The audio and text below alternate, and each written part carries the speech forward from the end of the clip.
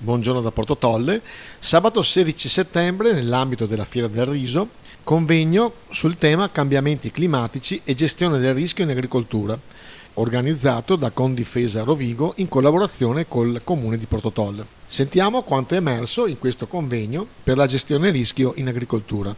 Non esiste una sola risposta per tutti i fenomeni, dobbiamo però avere la capacità di sapere dare le risposte che servono nel momento in cui si genera la necessità, facendo delle infrastrutture che ci permettano di accumulare l'acqua quando serve, oppure avere dei bacini di laminazione quando ne abbiamo troppa, perché nessuno esclude che un domani i fenomeni saranno anche di eccesso di piovosità in alcune forme. Guardate cosa sta succedendo in Libia.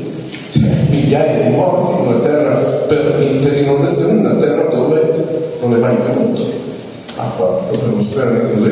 E capite quindi che a fronte di questi cambiamenti, che io non so se sono cambiamenti legati alle attività umane come ci dicono o legati a dei cicli, questo ce lo devono dire gli scienziati e mi pare che stiano litigando ampiamente su questo tema, però io so che l'evidenza ci dice, e lo sappiamo in base all'esperienza degli ultimi anni, che questi fenomeni ci saranno ancora, si ripeteranno e noi dobbiamo dare delle risposte. Ci scontriamo con tutta una serie di altri equilibri anche a livello europeo che non aiutano.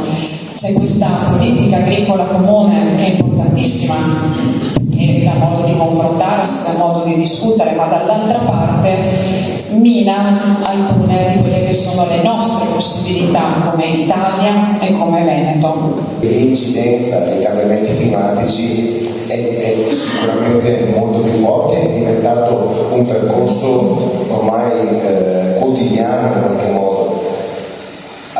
Spesso abbiamo vissuto stagioni dove tutti vedevamo la debacle, l'evento calamitoso e poi comunque si superava e come si tornava alla normalità. Oggi non è più così.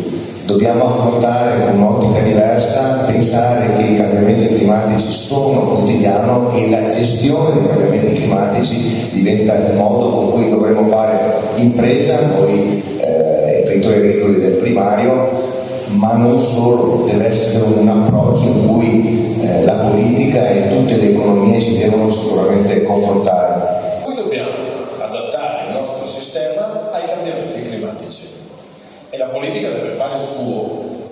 Le associazioni di categoria che ci pongono, la politica lo fa. Allora raccontiamo due cose che sono due cose già fatte dalla politica in questi anni. Il primo, se dobbiamo dotarci di strumenti per affrontare in maniera nuova il nuovo mondo, dobbiamo dotarci di tecniche innovative. Allora io sono il primo firmatario, nonché fatto approvare dell'emendamento sulle TEA, cioè sulla possibilità di sperimentare in campo le tecniche di evoluzione assistita, che ci consentiranno proprio di lavorare sulle piante che non sono OGM, ci consentiranno di lavorare sulle piante per avere prodotti che resistano alle malattie, che hanno bisogno di meno concimi, di meno evidentemente fitofarmaci e soprattutto di meno acqua. Questo l'abbiamo realizzato subito, però non è stato facile, perché tra il dire e il fare c'è sempre di mezzo tante questioni da dipanare. Però oggi, se l'Italia ha dettato la linea in Europa il 5 luglio, anche l'Europa ha detto che questa è una cosa che si può fare e che si farà, lo si deve a tanta iniziativa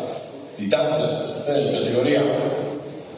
Io con Brandini ne avevo parlato ancora 3 anni fa dell'importanza delle TEA e lui mi ha detto: Luca, vai che se tu la porti, noi sicuramente ti veniamo dietro. Sono contento perché solo con il voto di astensione dei Verdi, in realtà con il voto favorevole anche dei Verdi in commissione, che probabilmente non sapevano cosa stavano votando o forse sono stati indotti dalle loro associazioni di ambientalisti a fare un passo indietro, a tutto l'arco costituzionale ha votato l'introduzione delle TEA, per cui per noi è una grandissima soddisfazione. E la seconda è quella dei crediti carbonio, gli agroforestali. Anche quella è una partita importantissima, perché consente all'agricoltore di non essere percepito come un inquinatore, ma invece uno che trattiene CO2. Non entro neanche sulla questione dell'ignoranza di chi confonde altri gas con la CO2, perché quando si parla di inquinamento da stalle bisognerebbe essere leggermente più corretti e dire che le vacche emettono metano, non emettono CO2 metano ha un periodo di smaltimento in atmosfera che è 10.000 volte inferiore, no 10.000, insomma 8.000 volte superiore a quello della CO2, e anche lì quindi bisognerebbe essere un po' onesti sotto il profilo. Dopodiché pensare che gli allevamenti intensivi siano quelli che ci sono in pianura padana e non quelli che invece sono in altre regioni del mondo, comprese gli Stati Uniti, ma soprattutto la Cina, è forse confondere un po' le cose, ed è per questo che torno all'importanza dell'adattamento di tutti alle nuove condizioni e non solo di qualcuno.